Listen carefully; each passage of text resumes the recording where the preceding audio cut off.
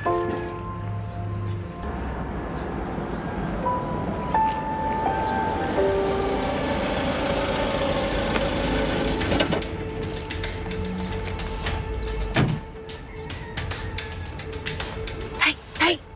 Si Kapitan.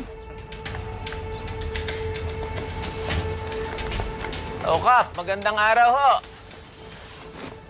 Di na akong papaligoy-ligoy pa. Nabalitaan ko, nag-file daw ng candidacy.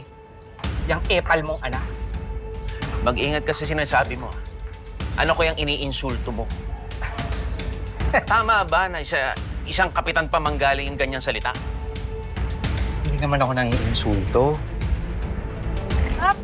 Aga-aga, ha? Nagsasabi lang ako ng totoo.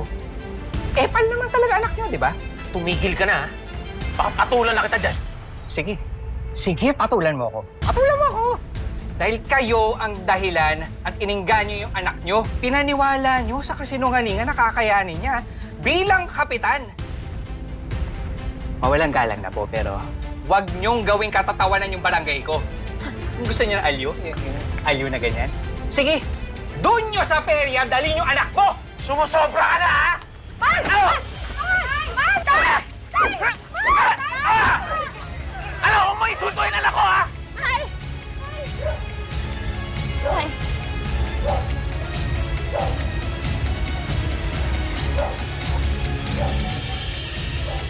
Ano na? Huwag niyo pong sasaktan ng tatay ko. Kaka-opera lang yan. Maawa naman kayo. Oy! Tama na. Huwag nyo nang patulan. Baka sabihin, mamaya inaapi pa natin sila. Ikaw, kilalanin mo kung sinong pinapangga mo.